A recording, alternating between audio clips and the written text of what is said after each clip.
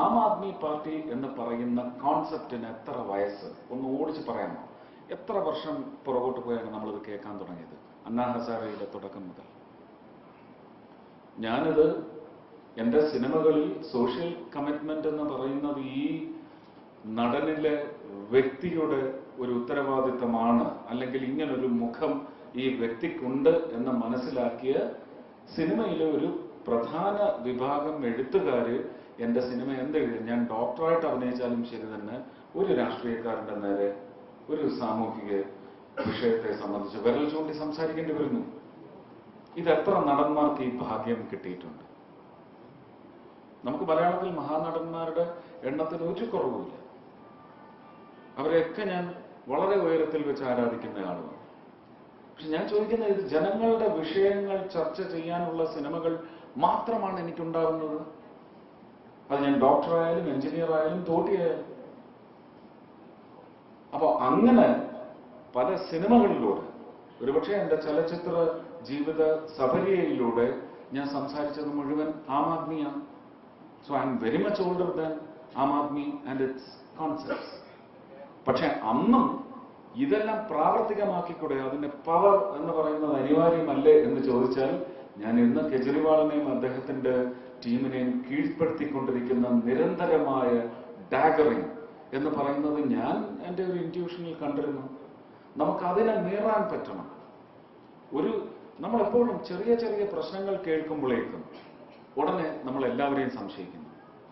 കുറച്ച് നമ്മൾ അമിതമായിട്ട്, നമ്മൾ എത്രയോ പേരെ ഈ 67 വർഷം സപ്പോർട്ട് ചെയ്തു അല്ലെ? നമ്മൾ ഘോരഘോരം ചില രാഷ്ട്രീയ മഹാന്മാരെ കുറിച്ച് പറയുന്നതെല്ലാം ആന മണ്ടത്തരമാണെന്ന് നമ്മൾ അറിയുന്നു ഇപ്പോൾ അല്ലെ? ഞാൻ ഇന്ത്യ ഭരിച്ചതിൽ ഞാൻ ആകെ ആദരിക്കുന്ന ഒരേ ഒരു വ്യക്തി, ജന നന്മയ്ക്ക് വേണ്ടി മാത്രം. ഒരുപാട് വീഴ്ചകൾ ഉണ്ടായിട്ടുണ്ടാകും. അത് ഈ പറഞ്ഞ കെജ്രിവാളിനെ പോലെ മാനേജ് ചെയ്യാൻ പറ്റിയില്ല കെജ്രിവാളിനെ. പക്ഷേ ആ മഹത് വ്യക്തി അത് മാനേജ് ചെയ്തിരുന്നു. ആ മാനേജ്മെന്റിന്റെ ഭാഗമായിട്ട് ചില വീഴ്ചകൾ സംഭവിച്ചിട്ടുണ്ടാകും. പക്ഷെ ആ വീഴ്ചകളിൽ പോലും ഒരു നന്മകൾ ഉണ്ടായിട്ടുണ്ട്. അടിയന്തരാവസ്ഥ അടക്കം അല്ലെ? അടിയന്തരാവസ്ഥയുടെ ഒരു ഉൾപ്പൊരുളാണ് ആം ആദ്മി കോൺസെപ്റ്റ്. അതിനകത്തും അഴിമതി, ഉദ്യോഗസ്ഥ വൃന്ദത്തിന്റെ അഴിമതി തുടച്ചു നീക്കപ്പെടണമെന്നാണ് കെജ്രിവാൾ പറഞ്ഞത്.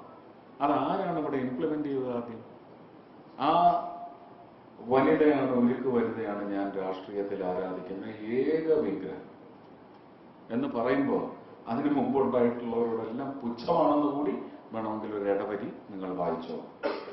ഒരു കാര്യവുമില്ല. നമ്മൾ ആ പല മഹത്തരങ്ങളും പറഞ്ഞ് വെടികളാക്കി എന്ന് മാത്രമേ നമുക്ക് പറയാൻ പറ്റൂ. ഇല്ലെങ്കിൽ കാശ്മീർ പോലെയുള്ള പ്രശ്നങ്ങൾ എന്തുകൊണ്ട് ഉടലെടുത്തു? അതിന്നും നമ്മുടെ ഒരു ടാക്സ് പിരിച്ചെടുക്കുന്നതിൽ നിന്ന് 60% വെടിയുണ്ട പൊട്ടിച്ച് പരിശീലിപ്പിക്കാൻ വേണ്ടി ആ പണം ഉപയോഗിക്കേണ്ടി വരുന്നു. ഒരു ദിവസം ഏതാണ്ട് 40 ലക്ഷം രൂപയാണ് ഈ പറയുന്ന ബോഫോസ് ഗണ്ണിലൂടെയുള്ള അത് ഉപയോഗിക്കാനുള്ള ട്രെയിനിങ്ങിന് വേണ്ടി ഓരോ യൂണിറ്റും ചെലവാക്കിക്കൊണ്ടിരിക്കുന്നത്. ഞാൻ പറയുന്നത് ഒരു വട്ടക്കണക്കായിരിക്കാം, പക്ഷെ വട്ടുകണക്കല്ല.